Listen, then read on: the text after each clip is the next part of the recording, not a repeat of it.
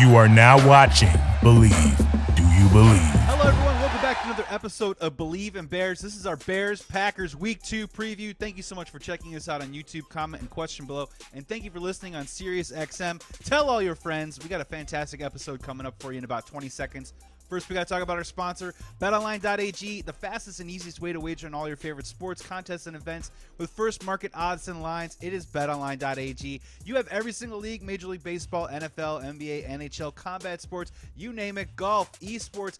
BetOnline continues to be the top online resource for all your sports information, from live in-game betting, props, and even futures. So what are you waiting for? Jump on your mobile device and sign up today. Receive a 50% welcome bonus only when you use promo code Bleav, BLEAV50, to receive a 50% welcome bonus only at BetOnline, where the game starts. Ladies and gentlemen, thank you so much for coming into the pod. It's Packer Week.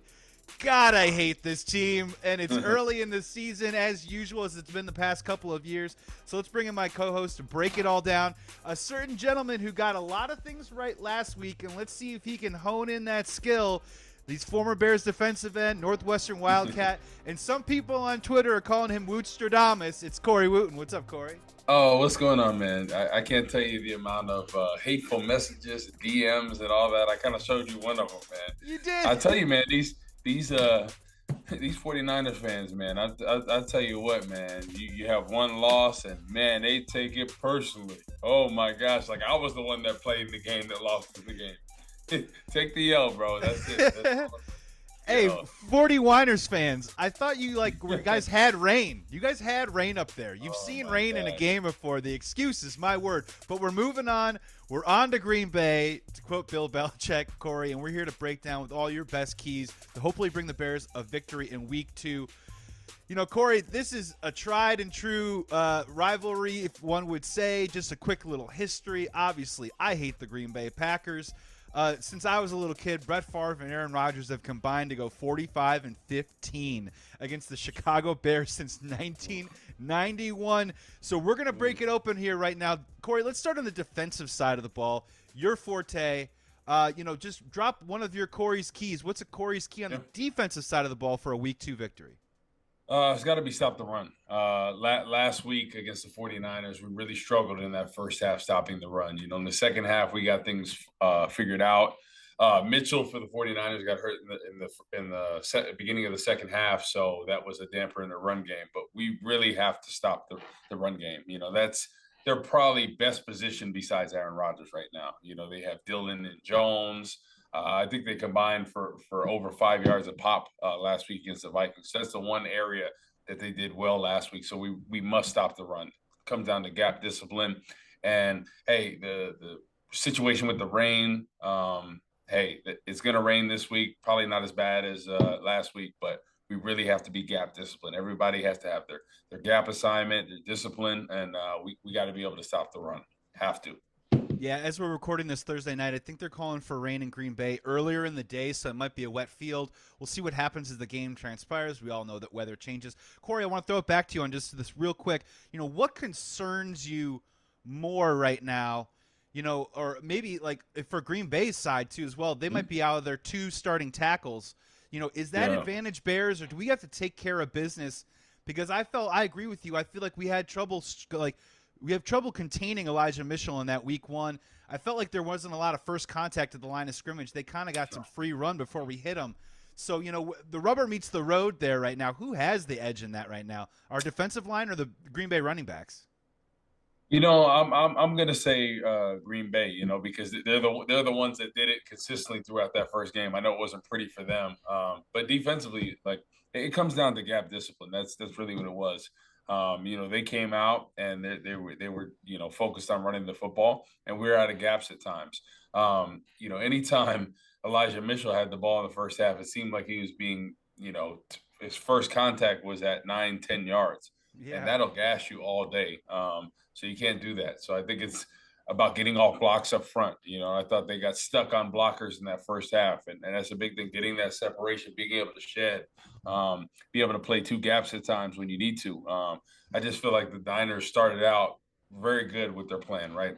We're going to try to run the ball down their throats, right? And they succeeded at it. Bears weren't getting separation. But what I do love is in the second half, they really had those adjustments. Okay, we need to be more gap disciplined. We saw some of those linebackers scraping, on some of those toss plays, the sweeps that they had with Debo. They were able to get those things figured out because in the first half they did not have an answer for that. So yeah, get with the gap discipline. That's the biggest thing. So Eberflus from against Green Bay, we have to play one of our best defensive performance of the season. I never say, well, they don't have, they don't have the receivers, they don't have this, that, and the other. Anytime they have number 12 under center, watch out, because he can get hot in a hurry, and he's one of those quarterbacks that it doesn't matter what happened in the first quarter, the second quarter, even the third quarter, and some of the fourth, he will come back and hurt you. He has that confidence up there, and I think that's what separates him. He believes in himself. He's like, I don't need this receiver. I don't need that receiver. I can do this. I can carry this team.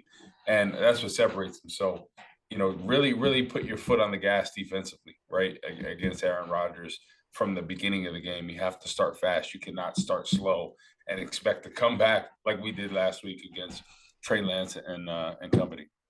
Yeah, and this kind of ties in a little bit to my defensive key of the game. And Corey, I'd love to have you weigh in on this one. And look, it's week 2. We don't have a lot of stats to work off of. We just know it's Aaron Rodgers underneath center. So I'm going to a tried and true one. 3rd down. Because I think on your first key, running the ball is going to be something that Green Bay is going to really try and do and control the game at the line of scrimmage like that. So down and distance, 3rd down, Aaron Rodgers. How do we go about this with this young defensive secondary, the speed at linebacker? Because I do like our speed. You see Aaron Rodgers a lot with these quick passes, these little hitches to the flats, these quick little slants and stuff. I do think we have the speed to cover that up and tackle. But what do we do in those situations there? Is it down and distance literally, or is there anything in those short yardage 3rd down scenarios where we can stop Aaron Rodgers in this game? I think it's tough. I think he thrives kind of in those short situations because he threads the needle on all his throws, right? The big question, and he's had that question all off season, all preseason, and last week, can they catch the football, right? Christian Watson had a wide open would-be touchdown on that first drive that the Packers got the ball after the Vikings scored, and he made a nice move on Patrick Peterson, had him by 10 yards. Ball's in his hands for a would-be touchdown. He drops it. So that's what Aaron Rodgers was talking about. So I think he's very frustrated. You saw him on the sideline because some of those receivers look good at times in that game, but they struggle catching the football. And that's what happens with Devontae Adams early on in his career. We had talked about this. His first 2 years, Aaron Rodgers said, I'm not throwing him the ball because I don't trust him. He can't catch the ball. But obviously, Aaron Rodgers, he's going through it now with his younger receiving core. I know he has Randall Cobb, he has Sammy Watkins, but they don't seem like the same players that they used to be. They're coming towards the tail end of their career. So he's going to have to get some of those young guys to step up. But I think the situation this week is, right, if we have, the 3rd and longer situations like last week, we had a lot of 3rd and 9+, and they were able to capitalize the 49ers on those situations. You can't win a game against Aaron Rodgers if he's doing that against you, right? We have to get off on those 3rd and 8+ situations. You have to be able to get off the field on 4th. And real quick, Corey, when you're talking 3rd and long, really quick, we did not blitz a lot last week. We brought 4, we brought 5. We didn't bring a ton of pressure. Do we pressure Aaron Rodgers, or do we play him straight up? What would you do? What would you want as a former defensive lineman? So I think you give him a combination, but I think the most important thing, and I've talked about this on the pods we did last year, you have to set an edge on Aaron Rodgers. On his right side, the defense is left. So the left end this week is going to be crucial. Dominique Robinson, Al-Qadim Muhammad, Travis Gibson. You have to set that edge on the left side. And I remember Rod Marinelli had told me when we played them in 2012, he said, if you just set the edge on the left side, because I played that left defensive end, you will have 2 sacks in the game. And I had 2 sacks, right? And I could have had more, but I got greedy. In the second half, we were containing Rodgers in the first half. He was really struggling. We were getting after him. We had 3 or 4 sacks in the first half. And then all of a sudden, I tried to make an inside move. And Aaron Rodgers saw it. He hit that corner. And then they do that scramble drill, kind of like what we saw with Dante Pettis and Justin Fields, right, where they run deep. And that's so hard for a defensive back to cover that because, hey, you can't have all day to throw. And he completed a 60-yard bomb to Randall Cobb, and that just was the momentum changer for us in that game. So that's how Aaron Rodgers gets started. And that was kind of like Justin Fields in that last game. That's what got him going. So Aaron Rodgers is that same type of way. He loves to get outside. Once he gets outside the pocket, he's actually a better passer on the move than he is in the pocket. He can do both, but he prefers being outside of the pocket. So that left end has to set the edge. You have to work together. You can't allow him to step up. So we need consistent pressure up the middle, and we need especially that left defensive end to set that edge up there. And I'm hoping Robert Quinn. It looks like David Bakhtiari probably will play this week. I know he's been practicing a little bit. Limping though, he was limping. There's videos of him limping hard. So okay. We'll see.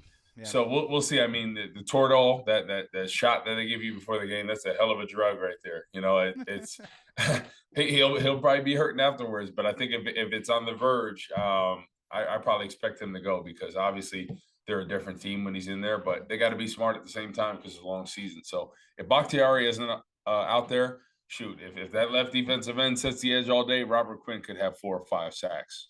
You know. But you have to keep Rodgers inside the pocket. He wants to get out of there. You see him all the time. He's looking for windows to step up, set the edge on the left side. So when everyone's watching that's tuning in right now, let's look at that defensive front, right, and how well they keep him in the pocket. Because if they can keep him in the pocket consistently, get pressure on him, especially up the middle, that left defensive end, Robinson might have another 1.5 or 2 sacks. You know, Robert Quinn will come home as well. So they have to work together, rush and cover. And, hey, disguise them at times. Bring Roquan on a blitz here or there. But you know they're going to try to get the ball in the backfield to Dillon and Jones, especially in the passing game. Some of those Texas routes, some of those swing routes. So, hey, you know, it's going to be a tough matchup. But if we can keep him contained in the pocket, I think you can limit him, right? I don't think you can ever really truly contain Aaron Rodgers. You can limit him. Well, and also, this might seem a little obvious, but, you know, if you go back to performances by Bears defense against Aaron Rodgers where he's had success, one of those things to keep an eye on, Bears fans, is if Aaron Rodgers is throwing the ball away. He's sitting in the pocket, doesn't see what he likes, and lives to play another down by throwing it away. That's the version of Aaron Rodgers that is probably the most frustrated you will get one of the cooler customers on a football field that you'll ever see. So hopefully we can get him going in that direction a little bit. A couple throwaways here, a couple shaking of the heads as he looks up at the scoreboard walking off the field. Might give ourselves a shot. We're here on Bleav in Bears breaking down Bears versus Packers. We got offensive keys. We have matchup keys coming up. But, Corey, any other defensive keys, Corey's keys before we move on to those categories? Turnovers. It comes down to that, right? I don't think we're going to get many interceptions if we do. He just doesn't turn the ball over. That's not Aaron Rodgers' game. He threw, 4 all last year, including the playoffs as well, something along those lines. Like, he does not turn the ball over. We need some sack fumbles. We need to get the ball out on the receivers. It's kind of like Jalen Johnson punched the ball out. Some of those running backs as well. Slick surface, the rain, that affects how, those ball carriers hold the ball. So punch that ball out. Always rally around the football. So if we can win in the turnover battle again, getting the ball out, from the receivers, sack fumbles, I think we could have a chance, because like I said, we need our best performance defensively to have a shot against Aaron Rodgers. I'm really excited to see Jaquan Brisker in that short passing game with Aaron Rodgers. See him flying around the football a little bit. Maybe that's an opportunity where that could possibly happen. And the one thing that I'm kind of nervous about is how a bunch of defensive backs, Brisker, Gordon. I'm worried about Gordon. He got turned around a couple times they week one. They got their eyes in the water. Backfield. They got their eyes in the backfield too many times. That would be touchdown. Trey Lance to Tyler Kroft. Hey, that's 6 there all day. Why? Because he had his eyes in the backfield. We know they're going to run the football, right? But the thing is, you have to be disciplined. You have the tight end. You eye him. You don't have your eyes in the backfield. That's football 101. So I think I'm hoping it was just a first game jitters. Everything's flying all at once. You're getting nervous out there. Hopefully that's done with, because you have to have your eyes on your key. His key was the tight end. The tight end acted like he's going to block out, then go. You can't have your eyes biting in the backfield. So this week, look for that, because Aaron Rodgers loves a little play action. He loves some boots. They have a really good play where they run a hard play action, to try to really test that defense, and he's been known for that all day. Especially last week with Christian Watson. Christian Watson. My Ooh, fault. right in the breadbasket. And as a Bears fan, Exactly. I laughed very hard at that. That made me laugh Exactly. super hard. So yeah, I mean he's an explosive guy. I think he's trying to get his confidence as far as catching the ball, but hey, don't sleep at all because he made Patrick he dusted Patrick Peters. I know he's towards the tail end of his career, but he can still play some football now. So yeah, we just have to be alert for that because Aaron Rodgers is really going to test this back secondary right there.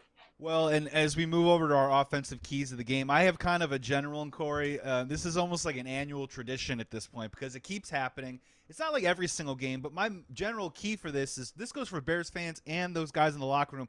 It's just don't panic. What do we know about Aaron Rodgers when he plays the Bears? On that first drive, he probably is going to rip us up for seven plays, 72 yards, and a touchdown. Okay, it probably will happen. They'll probably go up 7-0. All right, it's almost like water is wet. Packers versus Bears. So if that does happen, Bears fans, don't freak out. Don't think the game is lost. I know that the guys in the locker room aren't going to think like that, but I know Bears fans at home might start freaking out if they get up to that early 7 lead. So I'm just saying don't panic in that regard. Offensive keys of the game. Corey, if you don't mind, I'm going to go first because I'd love to get your take on this because I'm calling this one I'm calling this key prioritize the protection. I know that we want to see Darnell Mooney. I know that we want to see Cole Kmet. I know that we want to see Byron Pringle and Dante Pettis, and I know we want to see this air attack. And I'm just saying, Corey, if we can just prioritize protection and give Justin Fields the time and keep him clean, give the running backs an opportunity, I think the sky's the limit for what we can do. From what I saw from Justin Fields last week, I just Bleav that if we give him some clean pockets and some opportunities, I think it's going to work out for us pretty well offensively. What say you on that, and what are some of your keys offensively too as well? No, I couldn't agree with you more. I think that's the biggest thing because early on, you look at that 49ers game, they really struggled with protection. And hats off to the 49ers. They arguably have one of the best fronts we're going to see all year, right? They have a good rotation. Nick Bosa, arguably one of the best defensive ends in the game right now. It was tough, but I think protection is a big thing. But how do you disguise some of these protection issues rather, and it's getting Justin Fields on the move. It's some of those hard play actions. It's at times keeping maybe two tight ends in there, with the hard play action, taking a shot deep, things of that nature. Getting Justin Fields on the move for some of those zone reads, and then once they're having trouble and they're tired. That's the biggest difference in the 49ers game when Justin Fields was on the move and we had some of those rollouts and boots. You allowed him to make plays as an athlete. That's when the 49ers front struggled, right? Because they got tired, they got gassed. Yeah. It's impossible. Like when a guy like Justin Fields gets outside the pocket, it changes the way your mentality as a rusher. You're thinking, okay, I almost we have to keep him in the pocket. And we can't rush the same way because then you're worried when you win on a rush move, he's going to hit the corner on you. So that just provided a different element. Nick Bosa wasn't the same in that second half when he was chasing Justin Fields. Like Justin Fields is a nightmare matchup when he's on the move. So utilize that, helping the protection as well. And then in certain situations, like the 3rd and 8, when Nick Bosa got the sack, he's one-on-one on Braxton Jones.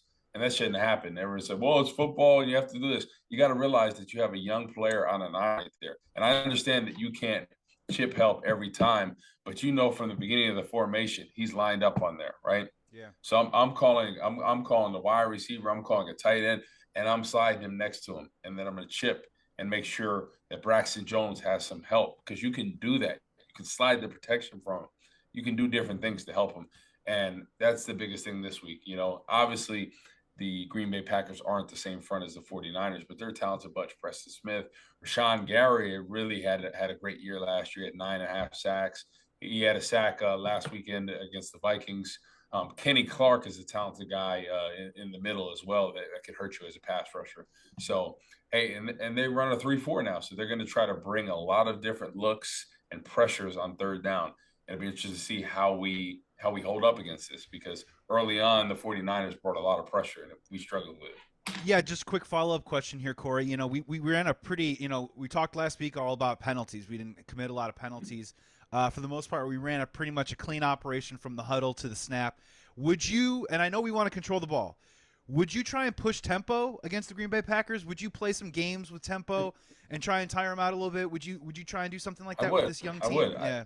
You looked at in the 49ers game when we had some, back to the line, hurry up. It's really tough because defensive linemen get gassed, more so than any other position. And that you can use that to your advantage, and especially if Justin Fields is on the move, it's going to be tough for them to keep up, especially if we're getting first downs, we're moving the ball. Why not get up, after a 9-yard pass? Why don't we get up to the ball real quick, 2nd and 1, go hurry up to the line, run a running play, then see how they are. Then, okay, we'll do it. Catch them off balance a little bit, to make them think, it gets them tired. It's a different element that you could bring in there. Corey, toss out what's your biggest offensive key? What's a Corey's key to an offensive successful day in week 2 on Sunday Night Football? It's just a night. Get the running game going. You look at how that opened up everything in the second half against the 49ers. And hey, it wasn't David Montgomery, right? He didn't have the best game, not to his fault, right? But then you look at Khalil Herbert. He really came in his own in that second half. He was able to bust through the holes. He really had that juice in there. So whether it's Montgomery, Herbert, the 1-2 punch, really have to get that run game going, because what it does is it provides Justin Fields with a little bit of confidence, right? Because then you can run the boots and sprint outs. That's what was so effective with the 49ers early on. Shanahan, I was getting on his play calling, but early on, he did a great job of scripting for success for Trey Lance. What did he do? Run the football. They're running 8 to 10 yards a pop. And then all of a sudden, the hard play action, right? Defense's eyes in the backfield. They're not rushing as good. They're beating them deep. So that's what we have to do. The run sets up everything else. It makes everything that much easier. So if you can get the run game going, those play actions, those nakeds, those boots, they work, Yep. And that's what we saw in the second half. Obviously, they weren't running the ball as effectively as the Niners were in the first half. But, when Khalil Herbert was averaging almost 5 yards a pop, that was getting things going. That allowed the boots, the play actions to really thrive, and allow Justin Fields to provide that different element of his game when he's on the move. Yeah, I think Dave Montgomery is going to have a nice bounce back game, honestly. And it kind of looked like they were sort of exchanging. Like it was like 67% David Montgomery, 33% Khalil Herbert. So I think he's going to still stay involved. Corey, I wanted to ask you, I don't know if this is an offensive key or not, but I am really, really curious to watch Luke Getsy, who knows a Green Bay defense, versus a Matt LaFleur who kind of knows Luke Getsy a little bit. There's a little bit of familiarity going on there. And I think it's a really interesting opportunity for Luke Getsy to, I don't know if this is too much of a sports radio take or something, but, to really make his paycheck here and find a look, find a moment, find a scheme, find a play, whatever it is, to really kind of gash the Green Bay Packers kind of out of nowhere. Do you think that's kind of overplayed a little bit? Is that more in the flow of the game where, like, if the look shows up, then you try and hit it? Or is this an opportunity for Getsy to maybe, unlock a couple secrets or something and spring a surprise on them at the right time? Well, I want to see his first scripted plays, right? There's usually, I believe, 10 scripted plays, somewhere around there, 10 to 15, somewhere in that range. I want his best script, right? To set up Justin Fields and set up this offense, right? Because you script it first, then you run off the script based off what the defense is doing, how that's going. So I want to see him as a play caller, right? And this was kind of a gamble for the Bears, right? A guy with no real true coordinator experience, right? To see he learned under Aaron Rodgers, LaFleur, all these guys. Little college stuff. Exactly, but exactly. Let's see when the bright lights are on him against his old team, how he's going to game plan for a guy like Justin Fields, right? And hey, I always said, and we talked about this, it doesn't have to be 300, 400 yards for Justin Fields. It's not what we want. I think a successful season for him, like I said, is anywhere from that 190 to 210, 250 maybe if he's, not eight completions for only 120. Yeah. So, he just beat a team that went to the NFC Championship game on 8 completions. I'm in agreement with you on this. Yeah, exactly. So I think people think initially he has to light it up like Patrick Mahomes or Justin Herbert or some of these guys, Josh Allen. That's not what it is at all, because he's still a young guy trying to get things figured out. The biggest thing he can do is make smart decisions, avoid those type of picks like the one he threw. Trying to fit it in the window to Mooney, because Cole Kmet was open in that situation, right? He's got to learn from that experience. But to be efficient, right? take what the defense is giving you. In the second half in that 49ers game, he took what the defense is giving him. He said, listen, me one-on-one on a defensive end, good luck, Chuck. You ain't catching me, right? And I'm going to be able to get that confidence because once he completed that ball to Pettis, man, he had that confidence. You just saw how he was with the progressions, and then having the great touchdown to St. Brown, that was impressive.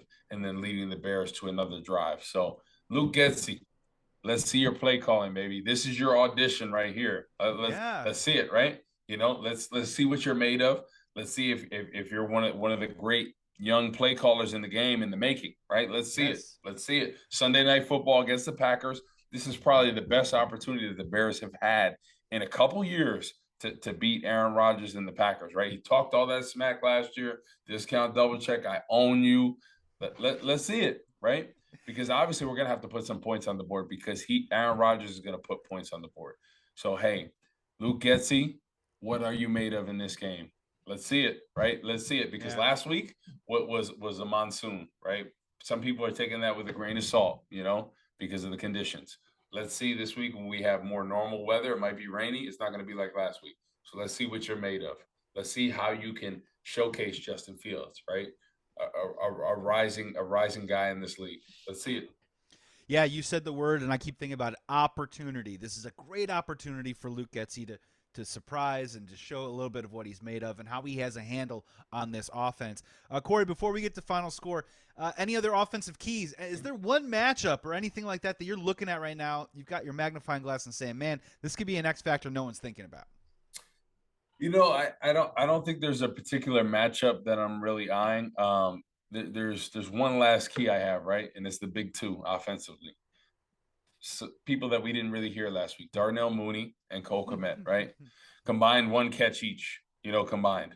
So I think only 3 targets too. 3 targets, right? That's not gonna happen again. Exactly. We need more production from them, especially Mooney, right? He's a great route runner. He needs to take that next step, right? He had over 1,000 last year in an offense that struggled, right? I think he's one of the more underrated receivers in the game. He's got to prove that, right? Cole Kmet, we need to utilize him because with the boots, the play actions, the seam routes, we need to utilize some of those zone beaters, right? That's going to be Justin Fields' best friend. So we need more production from those guys, the big two in that offense, right? Obviously, Montgomery, Herbert, they're going to be a big part. But catching the football, Mooney and Kmet should be the 2 top targets every game. And then especially in the red zone, Cole Kmet's got to come through because Justin Fields needs that security blanket. And any great team, they utilize that tight end in the red zone. And we were talking about Luke Getsy just a second ago. It's going to be fascinating to see, right? Because I did notice a little bit as the game progressed against the 49ers, they kind of kept Kmet in the box a little bit to help out with the blocking. And so it's going to be one of those decisions. Can the offensive line hold up enough to let Kmet sneak out and get some of those looks? Mm-hmm. You know what I mean? I don't know if we're even at the point where we can just have Kmet line up like in a slot position right now. Yeah. We might have to kind of fake it a little bit. And is he going to chip? Is he going to run a route? That kind of thing. So can Getsy find those moments to execute to spring Cole Kmet free? Man, that would just be a huge, huge, huge edge. Darnell Mooney, I'm not too worried about Darnell Mooney, but I'm with you, man. I think it's time, right? Like, let's try and get the ball into his hands at least twice in the first 15 if possible. Yeah, we need some targets. Yeah, That's it. Yeah, right? Just get a little. If it's there, take a shot at it where only he can get it. I think people sometimes don't understand. Like, listen, there's certain situations, right, where a receiver has an out route on the sideline, right? You put it to where only he can get it. It's not getting picked. It's either out of bounds or he gets it. That's it, right? In situations like that. Sometimes you got to try to thread the needle in certain situations, right? I think that's what makes quarterbacks great. That's what makes the guy we're going against, Aaron Rodgers, great, is the fact that he makes those decisions, but he realizes, listen, it's either him getting it or nobody at all, right? That back shoulder play that they have all the time on the goal line, right?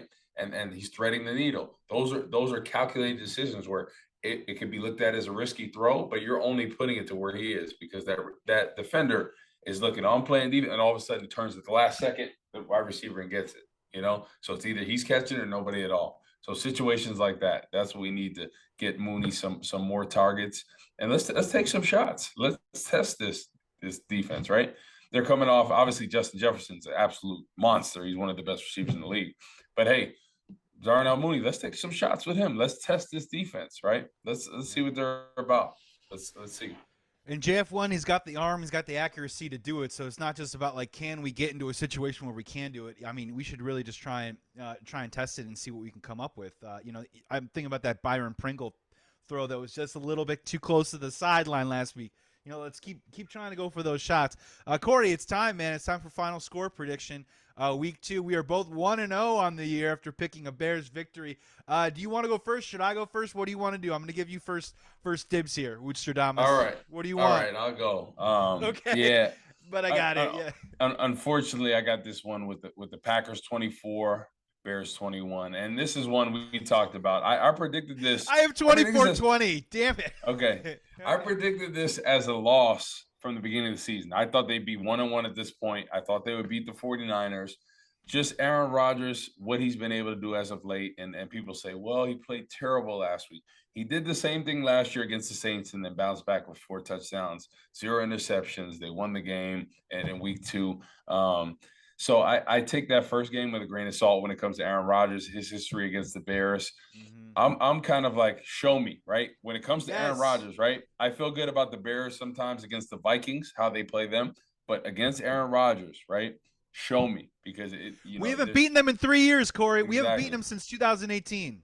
Exactly. And I think he takes that personally, the fact that, like, hey, I own you, Bears. I own you. He said that. I think he takes that personally. Until we put you're in real estate. We got to put a for sale sign in front of the house, so we have to take ownership back of our house somehow. It was foreclosed on, whatever word you want to say from Aaron Rodgers. Exactly. So, yeah, I had this as a loss from the beginning of the season, which I don't think is a bad thing. I mean, obviously, this will be a true litmus test for the Bears to see where they're at, right? Offensively, defensively. If everything that we thought was going to happen is coming to fruition, right? If we see the offense under Justin Fields, doesn't have to light it up, right? But make really good decisions, be a playmaker at times. And it's not about stats, because people talk about stats all day long. It's about wins. It's about being efficient. It's about leading your players down the field and it's scoring touchdowns, not field goals, right? So I think it's going to be a good test, man. I hope I'm wrong. Yeah. But I just have Aaron Rodgers as the edge in this one, just because of the recent history. A lot of 49ers fans tossing a lot of stats out this week. We know all that all too well. Look, Corey, yeah, man, we walked into this season. I think we both thought this was going to be a loss. So I'm going to go with my head on this one. And more importantly, I'm going to protect my heart. All right, I'm going to say the Bears are going to lose in week 2. And I had about a 24-20 because, Corey, if I sort of see this season the way I feel right now, and I want them to surprise me, but I think we're going to be in a lot of games. We've said that before, a lot of tight games. And then it's just going to come down to some of those moments. And in those moments, I have to side with Dark Lord Aaron Rodgers, over a young football team still trying to come together and find its own. The only thing that I will say, Corey, and I want you to weigh on this, is I've been thinking about it a lot this week, and I know that we're talking a lot about the Dante Pettis play and the monsoon and the slide in the end zone. There is a really interesting opportunity, and I want nothing more than the JF1, Justin Fields, to shut my mouth on this one, because there's something really galvanizing. I just feel like about just not how he played, dude, but how he carried himself. Like, there was something. I know you've thrown out Cam Newton before, and when I watched Cam Newton, it was just Cam Newton. It wasn't always pretty or like, I don't know. Yeah. But he was the guy that just said, I'm putting my team on my back. We're just scoring here. Or we're just going to win here. I don't care what it takes. I'm going to put it out there. And Justin Fields has got a little bit of that inside of him, and it's starting to come out a little bit. Yeah. And so I'm kind of thinking back to that Steelers game of last year. He flashed that a little bit. If there is a shot to upset the Packers, it's probably going to come down to the arms and legs and head and heart of Justin Fields. And so I'm hoping that our quarterback proves me wrong, but I am going to go with a loss here in week 2 against the Packers. And I'm right. I'm with you, man. We could lose this game and still learn a lot and still build a ton off of this performance, right? Exactly. Yeah, I think the biggest thing I want to see is offensively, I want to see how we move the ball, right? Because last week at times it was Yes, exactly. Like, are we going to start out with a run? Okay, then another run, and then let's run some more, right? I think if you get 3 to 4 a pop, hey, let's continue running the football, right? Let's set the identity of this team.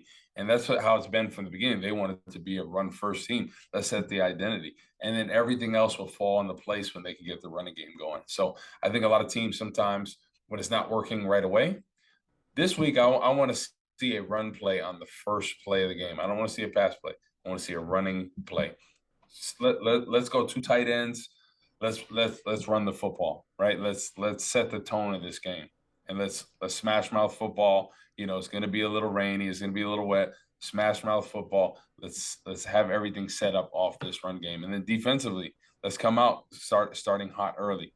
But hey, if you do contain Aaron Rodgers, if you are stopping him early on, don't let that foot off the gas. Let's keep this going, right? Because the biggest way that you can get him frustrated is just getting bodies around him and not allowing him to step up or around the pocket. You keep him contained in there. I really feel like the Bears have a shot if they can keep him in that pocket, because every game he usually has that one play, just like in Justin Fields with that Dante Pettis pass, that really gets him going, right? Gets him going. It gives him that confidence, right? And he's probably one of the most confident quarterbacks in the game. But we can't let him have that big play like that, right? And we're fine all day, him taking little chunks here or there, right? But don't allow the big plays. I thought last week in the second half, they did a good job of limiting those, big plays. In the first half, we were getting gashed left and right. Corey, that's how your defenses, when you were playing for the Chicago Bears, that's how your defenses hung in those games, man. It was a bend, don't break. Yep. He'd kind of rip you for a little bit, but you got to around midfield and it would kind of slow down a little bit. Exactly. And then on that third down, come up that big play, hold them to field Punt. goals or stop them at the 40, 45-yard line. Exactly. The field position wasn't always great on the other side, but that's how you do. That's how you compete against Aaron Rodgers. And Corey, keep in mind too as well, if it rains on Sunday, the Bears are undefeated in rain games this year. That's a stat for you. Take that stat of the week. If it rains in every game this year, Corey, we might just go 17-0. I don't know. We'll see, man. But I think this will be a good test for the Bears. I'm looking forward to it, right? Because we're predicting there's a loss, but I mean, if there's any year that I felt the best about this game, it's this year, right? Yeah. Aaron Rodgers without Devontae Adams.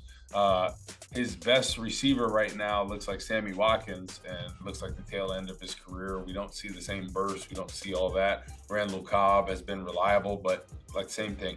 No disrespect to him by any means, but he's towards the tail end of his career. Christian Watson, very talented, but he looks like he doesn't have Aaron Rodgers' confidence right now.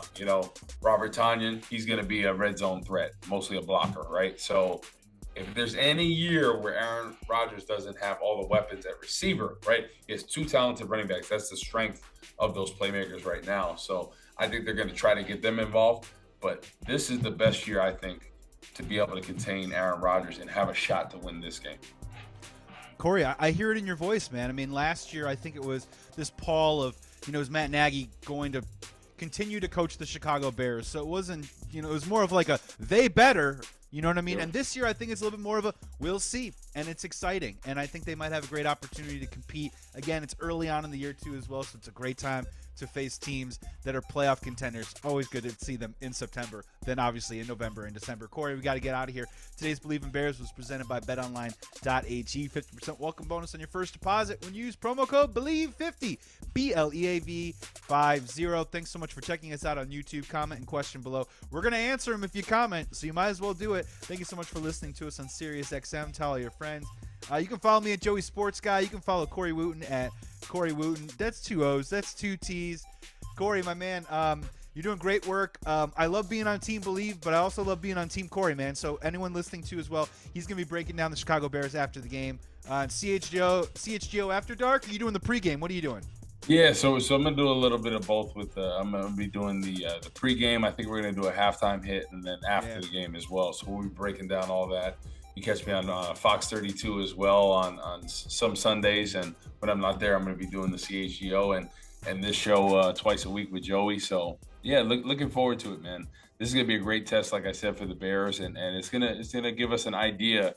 Obviously it'd be nice to have a win, but I think what's more important is this game is seeing growth on both sides of the football, right? What did we learn from last week? What adjustments are we going to make going into this game so we don't have the same mistakes pop up? Being more disciplined in that first half, stopping the run, offensively, really sticking to the run early on, and just making a concerted effort to get that running game going. Then get Justin Fields on the move, open up that passing package. So This is going to be a great test. Looking forward to it. Sunday Night Football doesn't get any better. And after the game on Monday, we'll have another pod breaking down what the Bears did well, what they didn't do well, what they need to improve on, and moving forward in the next game. And Corey, if they win, I'm going to be beside myself. So that is worth the price of admission, let alone to come in and check out the next Bleav in Bears pod, hopefully coming at you, Monday night and obviously early Tuesday morning. My co-host, a man who wears many hats, a man who one day will be opening up his own store in a mini mall coming near to you, Wootstradamus. Psychic greetings coming at you. Gonna have disgruntled 49ers fans, man. Can you tell me what they're gonna win this game? You need to take the L. You have a talented team. Get over it. We outplayed you. No big deal. Other than that, be well, be safe. Please be good to each other. Thanks for watching Bleav in Bears. We're going to be back after the Sunday Night Football game. Bear down. Bears Packers. You got to bear down.